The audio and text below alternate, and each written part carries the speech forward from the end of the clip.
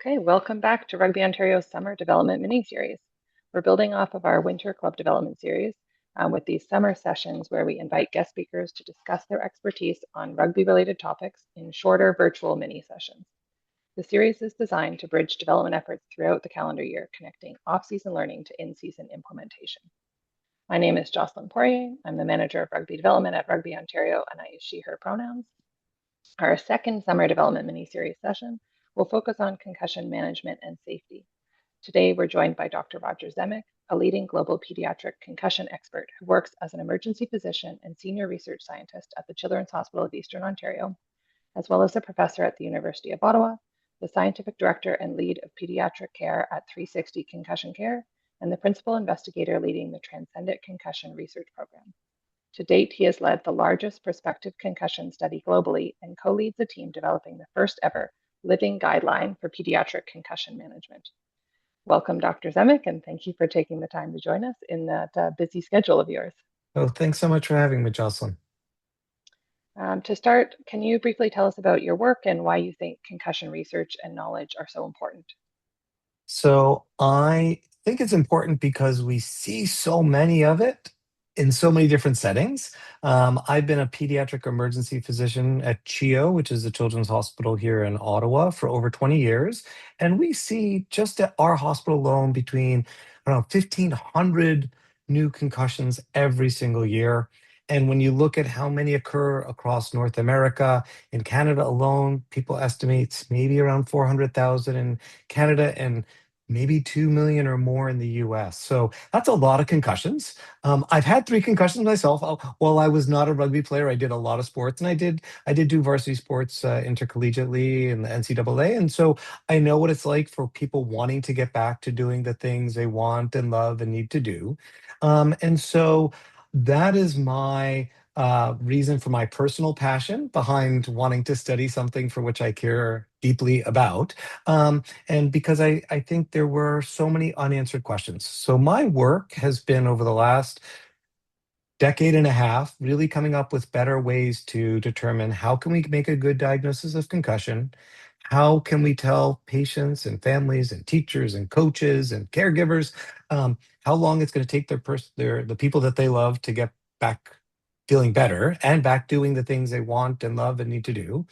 And then what are the optimal ways to better manage people with concussion? So that's really been my program of research, generating those new discoveries by doing large studies of thousands of people, but then also making sure it makes it to where it needs to go. So in the hospital, that's to the bedside, or at the clinic at the bedside, but also to the sideline.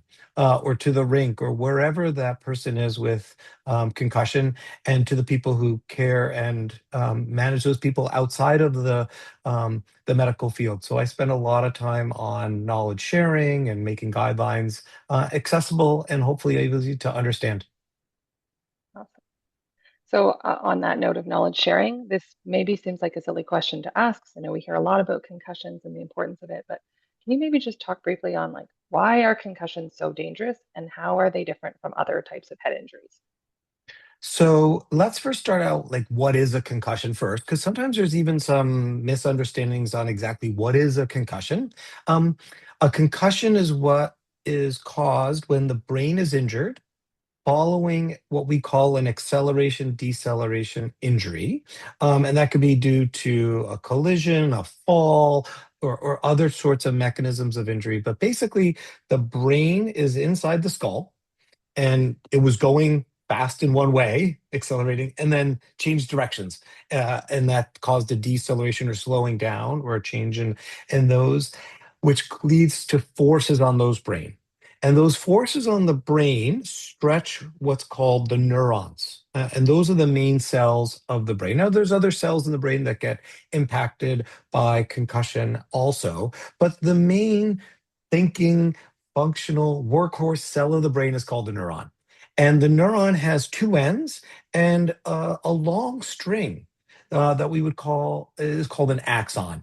And it would be as though you and I were playing the games when we were, in kindergarten, where you hold one cup and there's a string, and I hold the other cup and we play telephone. Well, when nerve gets stretched with concussion, that string doesn't work as well. And that is not something that shows up on a routine picture because it's not bleeding. There's no bruising inside the brain, but it's an injury on the cellular level. So, a few things. What makes concussions important and how they differ from other head injuries is you can't see them. So, if you get a big um, laceration on your forehead and you're bleeding, well, that's pretty obvious. Everyone can see it. And that may or may not mean that your brain got injured. Or you could have a goose egg. And again, that's an injury to your scalp for which you may or may not have had the speeding up or slowing down your brain. On the other extreme, you have bleeding inside the brain. That's also a brain injury, but again, one that's going to show up on a routine CAT scan or even an MRI. What's hard about concussion and makes it a bit different is that um, it doesn't show up on a picture. So if you got a picture, it's going to be normal by definition, but it still means the brain was injured. So what's also has changed is how we now make the diagnosis of concussion. Is in the past, people would think maybe you needed either a loss of consciousness or not remembering something to make the diagnosis. But we know now you can make a diagnosis of concussion without having either of those things, and you still can have injured your brain.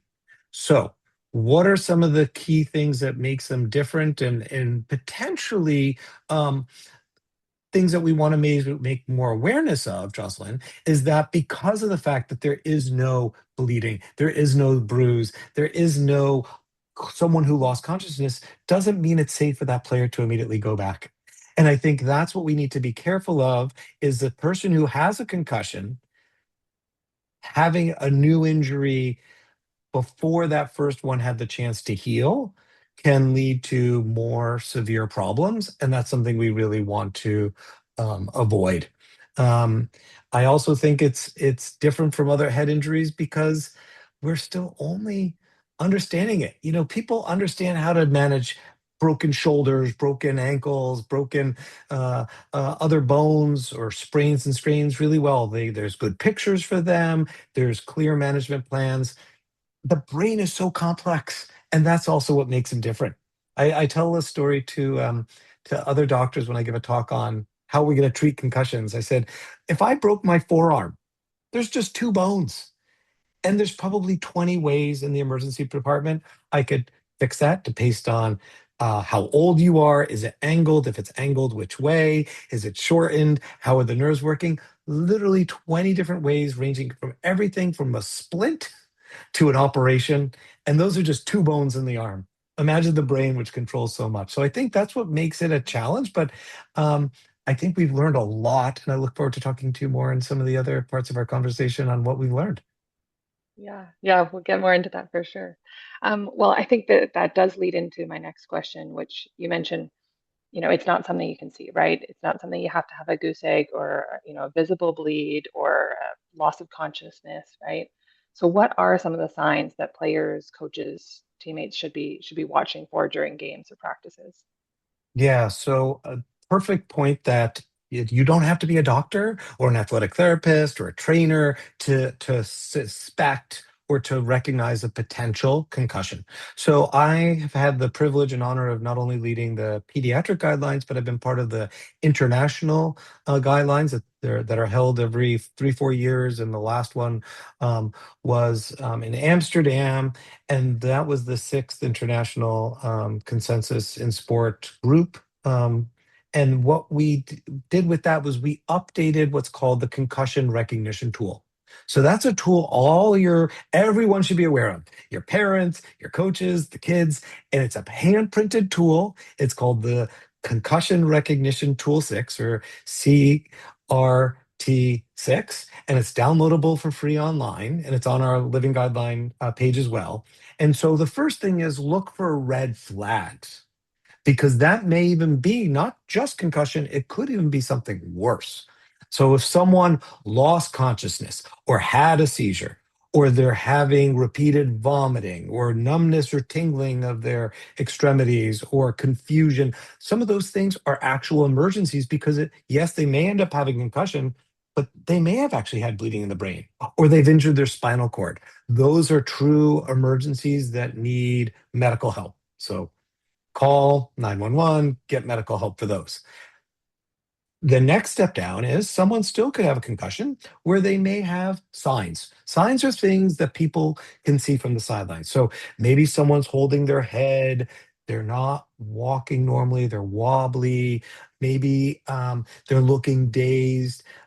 When you ask them a question, they're answering a bit more slowly. So those are some of the things that you may find out later that they're having symptoms. Symptoms are things that people complain about.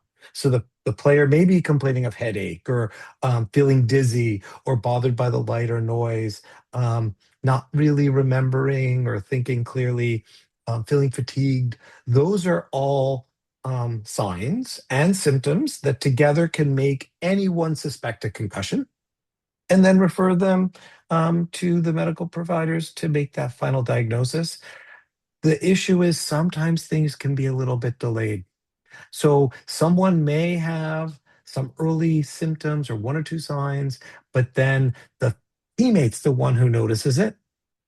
That's a really important thing teammates should be doing for each other.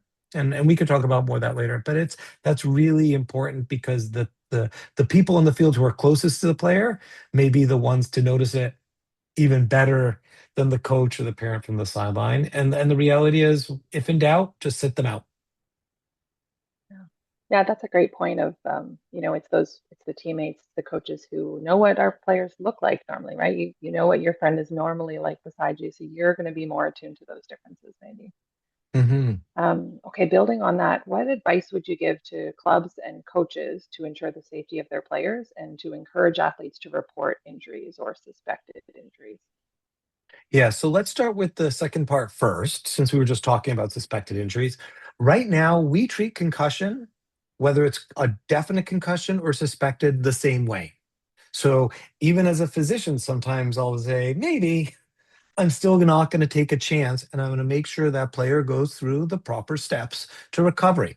There's times I see people and I say, you know what? It actually wasn't a concussion. It truly wasn't.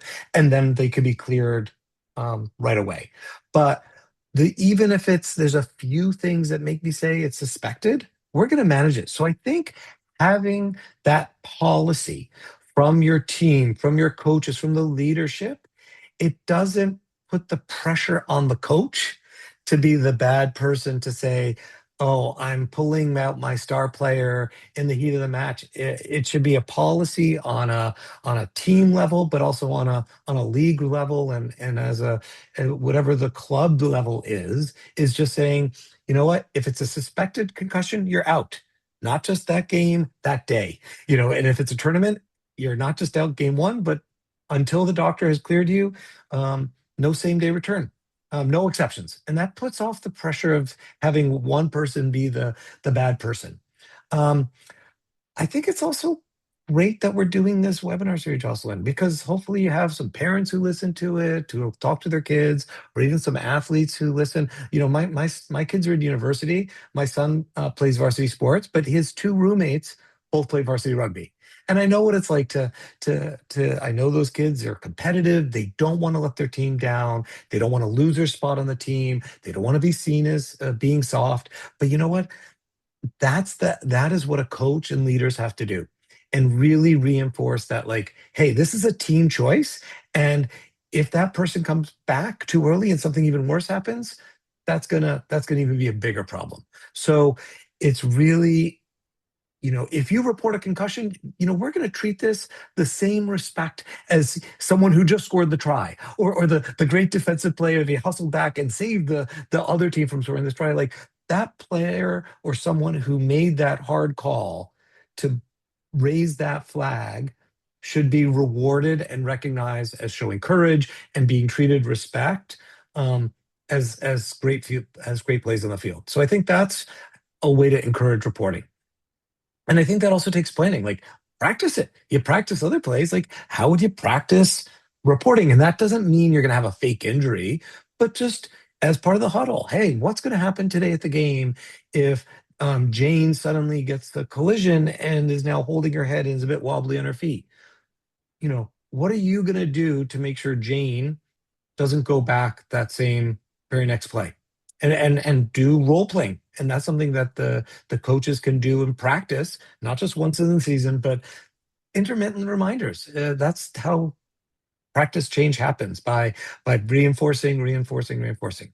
With regards to safety, I think there's a lot of things that we can talk more about safety in a little bit too, but I do think there's safety in just also following the rules.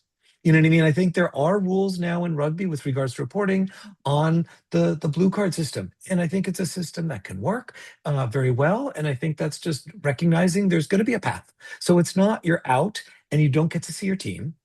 Reinforce, hey, you know what? When you're on those earlier stages, you know what? Very early on, you're going to be allowed to do physical activity, which is low risk running. You're going to be running around the field. And maybe you could be throwing the balls, maybe not catching them yet to your balance or coordination is great, but you could practice throwing it and have someone else. You have a big bucket of balls next to you and you just throw the ball, throw the ball, throw the ball in practice. There's ways in which people can get back and feel more integrated, which I think is going to be improve that culture of you're not out till you're perfect. You're just out from the competition till you're cleared, but you should still be integrated. And I think that's a misnomer sometimes where people don't let that athlete back. And I think that has led to people taking longer to recover because they miss their friends, they miss their teammates, they miss that value that team gives them beyond just the games. Yeah. Yeah. I mean, we'll talk about misconceptions here in a bit, but that's Mhm. maybe one of them, right? Of you don't have to sit in a dark room with your eyes closed for 2 weeks. That might be one of the first steps, but it's certainly not the entire time. Okay. Can you talk about specific strategies or techniques that maybe help reduce concussion risk? Are there things we can do on the prevention side? Yeah, and I like the way you phrase that, Jocelyn, is reduce concussion risk because nothing in life is going to be zero. But what we can Mm, do is reduce it. There's risk. Look, people get the concussions by getting motor vehicle collisions. They get in their car. We're not going to tell people don't drive. So I will not be telling you or your team or your people listening to this webinar not to do rugby because I know it's the thing they love. But let's make sure you do things to lower the risk. And you know what? Rugby's been a really good leader in the field of concussion and working on this. So let's just go over a few things. Technique is really important.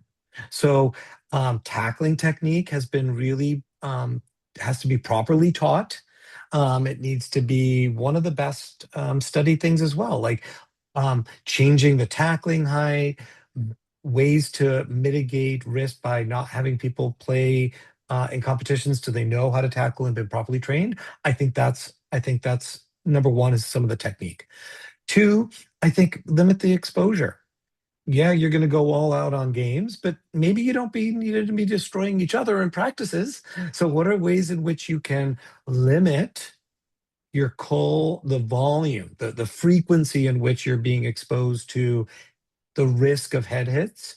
And so, having you can still have all the practice, all the skills, and this has been done in other sports. In football, most college football and even some pro now have gone to days where it's tackling dummies rather than tackling each other, and looking to see if those are things that can be done to practice a technique, but without exposing each other to injury, not just to the head, but of course other parts of the body too.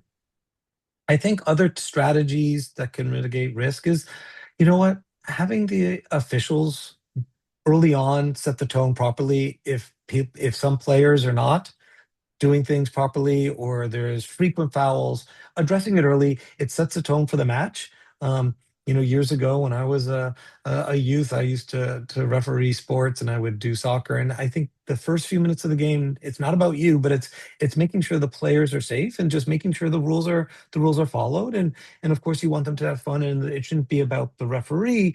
But I think those are things that are important. So officiating, I think, is a prevention tool. I think really prevention or technique, we didn't talk about it. I think one of the great things, if anyone's watched the F1 movie recently with Brad Pitt, you see them like lying on the bed with their head hanging off with all these weights and practicing their neck strength, neck proprioception, awareness of where your head is in space. That's what proprioception means, and flexibility and proper warm up have been shown to be effective in prevention.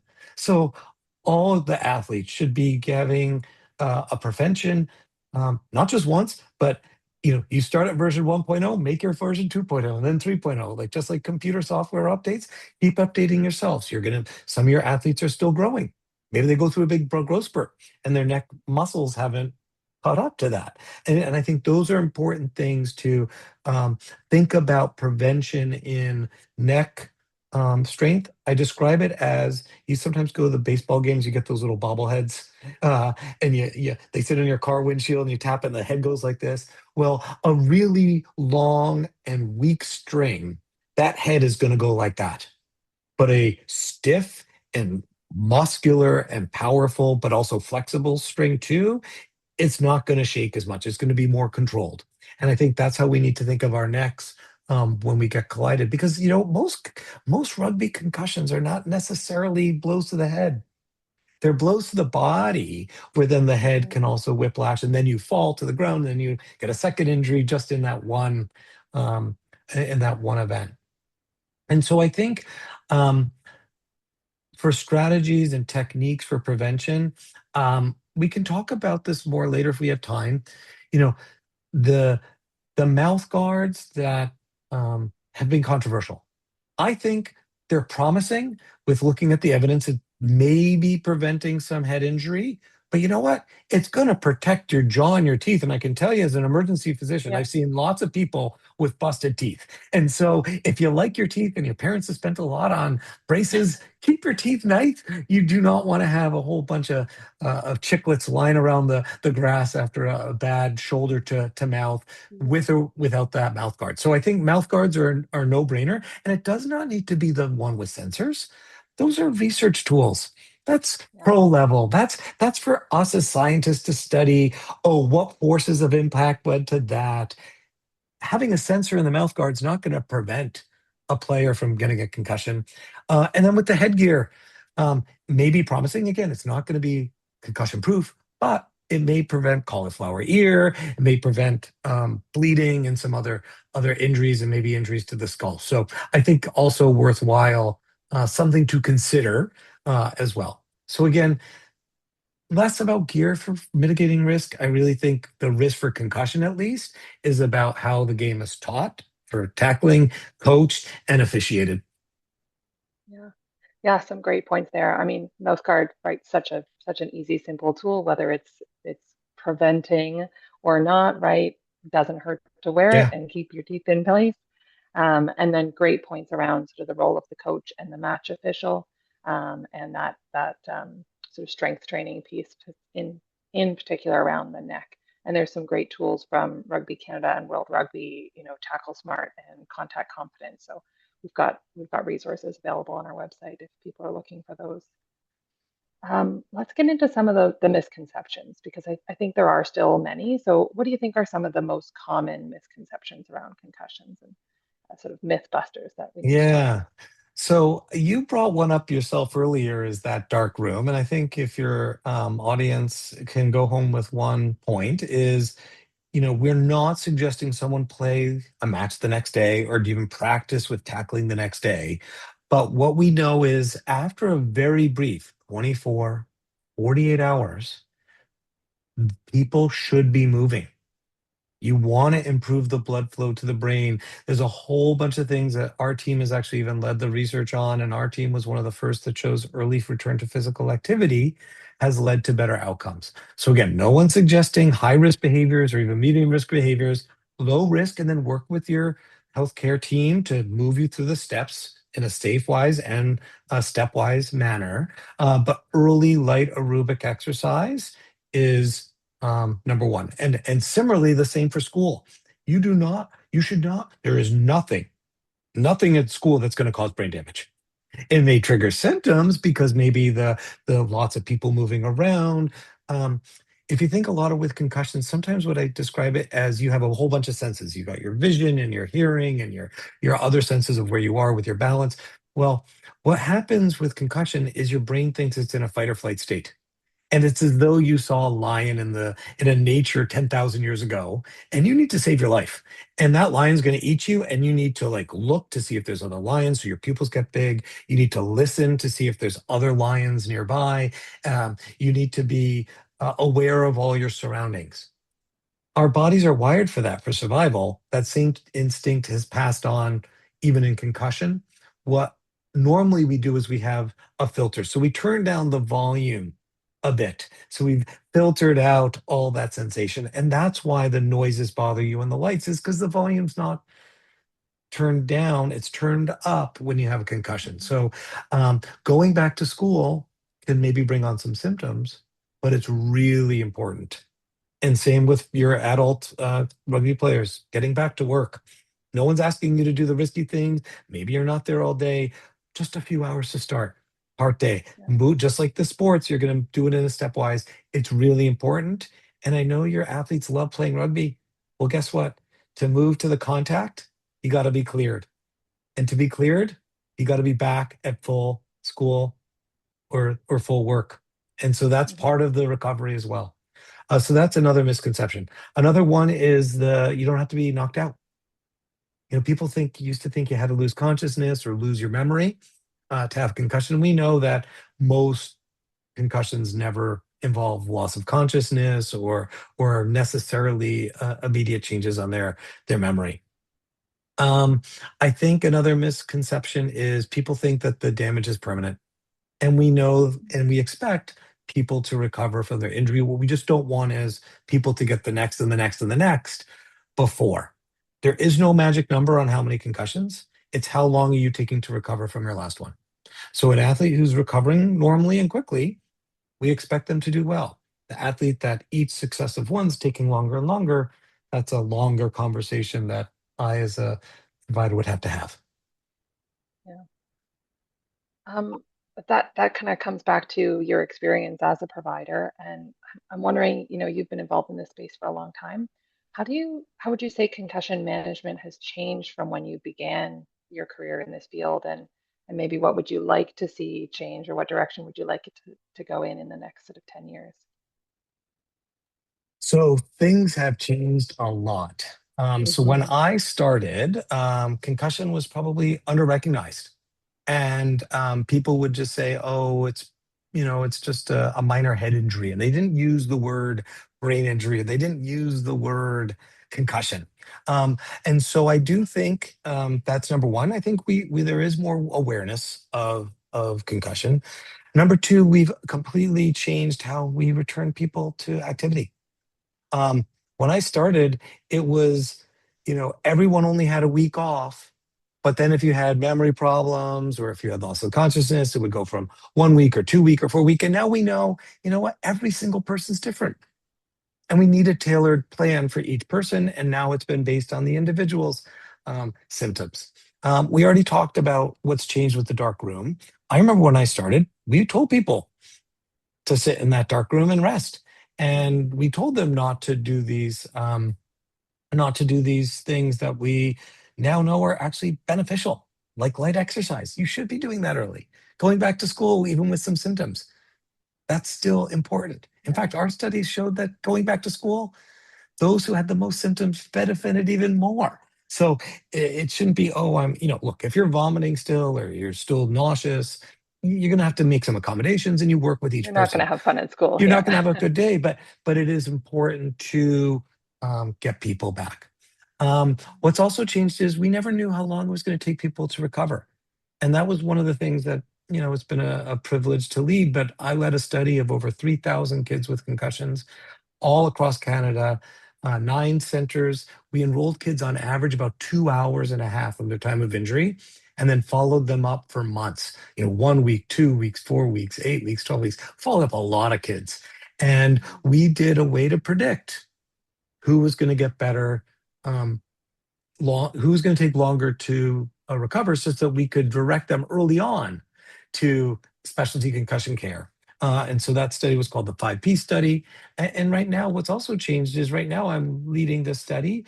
Um, it's we've already enrolled 3,000 people across a full spectrum of injury, so not just athletes, but um, other types of injuries like motor vehicle collisions and assaults and other types and all ages. And that's called the Transcendent Study. And that's happening at the clinics of the 360 Concussion Care across Ontario. This is a massive study. It's a $10 million study. And we are doing some really advanced assessments, looking at their how quickly their pupils change, how their eyes move using like infrared tracking on a device that like we have the only ones in Canada for. And we're doing things what's called a tilt table to look at little nuances of their physiology. And all that to say is what I'd like to see is we take all this data, we learn about how the pupils constrict and the EEG changes with their sleep, and we look at all these things. And I know that even though you may um, have similar symptoms of someone else, your brain is unique to just you. I mean, look, even identical twins have different brains and different things. And there's so much unique about people that are, in theory, have the same genes. There's so much unique about each person. So, what I'm hoping is in the next 10 years, we're going to have true precision medicine or true precision care where the right person gets the right treatment at the right time. And that's going to be using some really advanced science. And I don't want to bore your listeners with it, but that's my passion. There's so much advances in our ability to even just understand data. Years ago, it would be like someone writing it out or just coding it on a computer.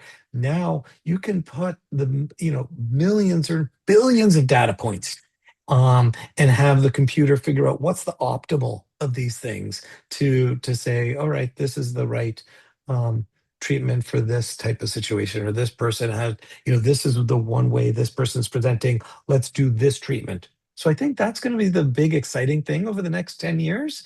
Um, and I also think about, are there better ways to prevent? We talked about the neck warm up and the neck strengthening. Maybe there's some other ways we can prevent. Maybe there's even some like Yeah. there's stuff we're learning. Maybe there's some nutritional supplements that people could be taking to prevent the injury that they take on game day. Or, maybe there's other things that right away, the minute they have their injury, we say, oh, let's do this medical intervention, within hours to reduce the amount of changes that happen because it's not just the injury.